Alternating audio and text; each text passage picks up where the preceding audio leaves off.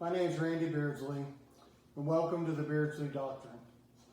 You may be wondering, what compelled me to develop the Beardsley Doctrine? That answer is simple. I believe America deserves better leadership than what we've got. And I believe that our children deserve better than the failed policies that have destroyed their future.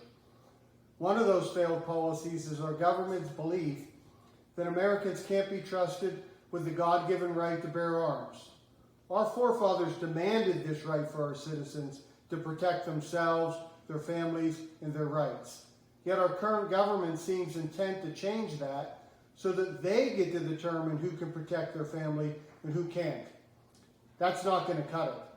So today, I'd like to discuss Article 2. We reject the failed logic that Americans become safer without the ability to protect themselves, and we reject the distorted interpretations of the Second Amendment that claim that American citizens don't have a right to bear arms. The very core of the Second Amendment is to enshrine the God-given right of self-defense for Americans. This amendment allows our citizens to protect themselves from all enemies, including the tyranny of the government if necessary. We support the Second Amendment and the protection it provides for our families from both domestic and foreign threats. Why is this important? It's no surprise that the right to bear arms is the Second Amendment in the Bill of Rights. Similar to the right of free speech, the right to bear arms is the other essential right required if you're to have any hope to protect your God-given and constitutionally protected freedoms, or the success that comes with those rights. It's very difficult to possess any right if an individual doesn't have the ability to defend those rights. And the Second Amendment guarantees that right for Americans. Many have tried to cloud the true intentions of the Second Amendment, but the truth remains as clear today as it did over 200 years ago. American citizens have the right to bear arms, and specifically to use that right to protect themselves and their families against all threats. Our forefathers, even though they were representatives of the government at the time, were very smart, and they foresaw that people, including the government, could, in an attempt to consolidate power and control, limit or take away the God-given right to protect yourself, your family, and your other God-given rights secured for us in the Constitution and the Bill of Rights. Our forefathers, with good reason, rejected the premise that only wise government officials are smart enough to bear arms, while regular Americans are too dumb or too reckless to do so. Nor did they limit the weapons that citizens could possess. The citizens at the time were allowed to bear the same arms as the military. If the consent to govern is given to the government by the citizens, then citizens must have recourse if the consent to govern is withdrawn. This is what happened during the American Revolution. If our forefathers believed that the citizens of America were subjects, this right would have never been granted. Nonsense such as we have to take your right to bear arms away to make you safer is the same type of nonsense that our forefathers had already lived through and rejected. Thus, the painstaking effort to enshrine the right to bear arms for Americans in the Bill of Rights. Our forefathers also understood that a just government that's managed by the people and for the people faced little risk of an armed public uprising. They had little reason to fear man's fundamental right to self-defense. Now let me show you an example. Our forefathers who created our government, that these rights were part of the necessary foundation required for success in our country. Building blocks such as freedom of speech, right to bear arms, freedom of assembly, right to privacy, right to a fair and quick trial, just to name a few.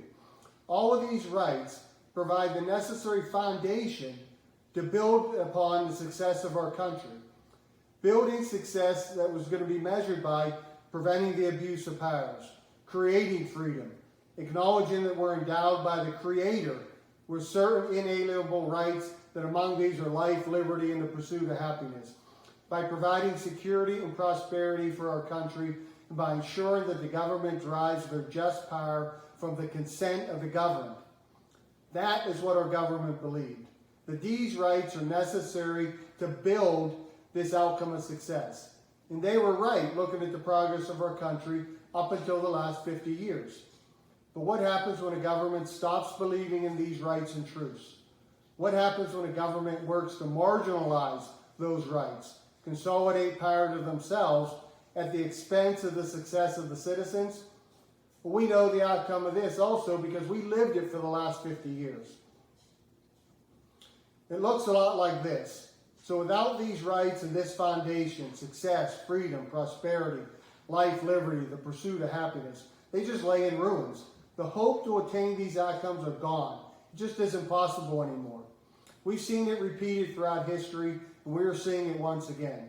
So if our forefathers believed in these rights and outcomes, but our current political class doesn't believe in these rights or outcomes, what do they believe in? That's a good question. What's wrong today? Our government, with the help from the media, seems to have concluded that law-abiding American citizens aren't entitled to the right to protect themselves and to bear arms. Rather than working to stop the ever-increasing criminal activity created by years of flawed policies in our country, their energy seems focused not on the lawless action of criminals in our country, but against law-abiding Americans' right to protect themselves. Instead of dealing with all the failed policies of today and working to protect your God-given and constitutionally protected right to bear arms, they would rather waste our tax money in both their time and our time. They publicly villainize law-abiding gun owners as terrorists and dangerous while maintaining silence for the criminals who, due to their failed policies, are able to repeatedly commit crimes against our citizens. They sensationalize the misery of a few isolated gun crime cases that further the goal of taking guns away from law-abiding Americans, while censoring the thousands of crimes stopped and thousands of lives saved each year by Americans using their God-given right to protect themselves and their property. Due to complete ignorance of our Constitution or by intentionally misleading people, they claim that our Second Amendment rights were put in place for the purpose of hunting. But the truth is, our right to bear arms has nothing to do with hunting. It was guaranteed to defend our families and our God-given rights. They also work to criminalize law-abiding Americans' right to arms while decriminalizing actual lawless behavior that goes on in our country every single day. They work to nominate Supreme Court justices who believe that they have a better understanding of the meaning of the Bill of Rights than our forefathers had that actually wrote the Bill of Rights, even though these rights have been enshrined and defended for over 200 years. They work to create gun registries to track law-abiding Americans' gun ownership rather than using these resources to track and stop criminals. They use threatening terminology, misleading, such as assault rifles, ghost guns, with the intention of confusing Americans enough that they unknowingly concede their right to protect themselves and their other constitutional rights. Our government should be working to undo their failed policies that have negatively affected almost every American. Failed policies that have caused lost jobs, lost opportunity, endless debt, increasing poverty, increasing crime, endless war, and the loss of our ability to protect ourselves. Yet instead, they've been working to negate law-abiding Americans' God-given right to self-defense. Like in Article 1, they seem to believe that they can play God. They can determine whether or not you can protect yourself and your family. Our forefathers demanded that you had this right, but our current political class, not so. Why do they believe that you can't be trusted with this right anymore?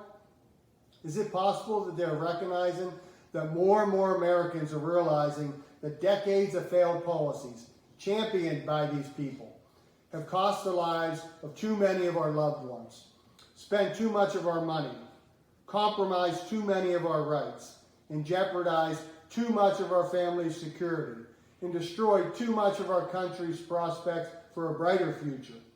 This realization, it would appear, has them believing that armed Americans are a threat to their failed policies and activities. Our forefathers believed that armed citizens are a necessary requirement to ensure a just government. The right to alter and abolish a destructive government is plainly acknowledged in the Declaration of Independence. This is our right, but Americans are only asking that our government return to serving our people in defending the God-given rights enshrined in our Constitution. Why does it feel like they're working harder to separate law-abiding Americans from the right to bear arms and all the other rights that our forefathers deemed necessary for us for life, liberty, and the pursuit of happiness? Why does it feel like instead of working to protect these freedoms like our forefathers did, they're working to eliminate these rights, using their belief of their infinite wisdom that they need to protect you from yourself? Of course, it's failed logic to believe that losing your right to protect yourself makes you safer. That makes as much sense as taking your food away to prevent you from starving, or blocking your access to medical care to keep you healthy. It's all nonsense. Of course, criminals don't follow the current laws, and they still won't follow any new laws either. So making new laws for the very people that follow the current laws, it sounds foolish to me, unless you're passing these laws for other reasons.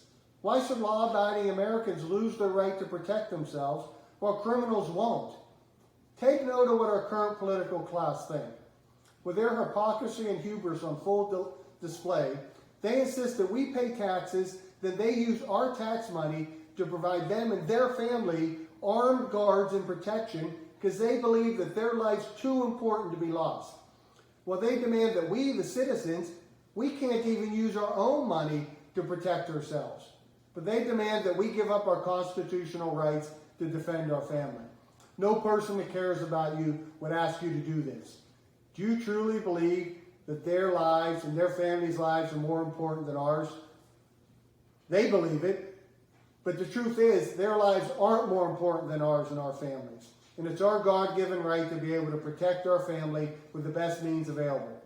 We can't stand for these rights to be confiscated by the government, and especially not from a government that was put in place to serve the people, not for the people to serve them. Now, in spite of the Second Amendment's clarity on this right and why you have it, the government and the media continue to try to distort the truth of our Second Amendment rights. We are increasingly close to an activist court declaring the Second Amendment's null and void. Things get really interesting at this point. To destroy this God-given right that the American people are guaranteed, it will require countless law enforcement and likely military personnel to directly defy the oath they took to defend the Constitution. In effect, they will have to commit treason against our country by not fulfilling their first and foremost duty to defend the Constitution. As all of us military, ex-military, and law enforcement know, our first and primary duty is to defend the Constitution and the rights that it bestows upon Americans. Orders from the President and commanding officers are subordinate to this duty. It was specifically written this way by our wise forefathers to ensure allegiance to our rights was first and foremost to ensure these rights are never infringed upon, not even by unlawful orders given by the President or commanding officer. Being ex-military myself, I know how seriously we take our oath. I often wonder, though, how many will betray our oath and enforce unconstitutional orders that will leave law-abiding Americans defenseless against the very violence that we vowed to protect them from. I hope we never have to find out. And what needs done? It's hard to believe that a guaranteed right that's so clearly written by our forefathers would need protected, but it does. We must only vote for politicians that support the Second Amendment and our ability to be able to protect ourselves. We have to be wary of politicians that always claim to support your rights, but their actions never back up their talk. We should only support businesses that defend the Second Amendment. And we must demand the appointment of judges that protect our rights that are clearly outlined in the Constitution. And we have to make it clear to the judges that we entrusted to defend these rights that they have to follow the law. They don't get to make up new interpretations. Our friends and family that are law enforcement and military, with our schools barely mentioning our constitutional rights, we have to ensure that these men and women understand the oath that they took to defend the Constitution and what rights they swore to protect during that oath. The same goes for our children, our friends, our family. Education is the key to ensure that they know what our God-given rights are, how the Constitution protects those rights, and the responsibility that we all have to help protect those rights. Now, I know there's a lot we must do. Some people just want to talk about what's wrong. Others are resigned to our demise and say nothing can be done. There are even some that believe leaving our country is the best solution for their family. For me, I'm not going anywhere. My forefathers built this country. They gave their life for this country, and I serve this country. This is my country. Nobody has the authority to take away my right to bear arms that God gave me to protect myself, my family, and my rights. While it's true that the enemies of our country, they're well-funded and deeply entrenched. They lack in numbers, and they rely on intimidation and economic coercion of good Americans to enforce their failed policies upon our country. I believe that every American must participate if we're going to preserve a future for our country and our children. Regular Americans like me and you aren't ready to forfeit our right to bear arms and protect what's important to us. If you aren't ready to be part of the generation that sat back idly and betrayed your children and grandchildren's future, then I'm counting on you to join me and the other Americans who aren't only not willing to be bullied and intimidated by lies anymore, but are willing to do something about it. It won't be easy, but the pursuit of life, liberty, and happiness never is. Now, the next time we meet, I'd like to discuss Article 3. Article 3 deals specifically with the dangerous rhetoric that has incited hate and violence against the men and women in our local law enforcement. Violence directed at the men and women from our own communities that we rely on every day to protect us and our rights. Hate and violence against them that we must reject. I believe it will provide new insight on why these men and women, rather than the criminals they defend us from, are the target of this hate and violence.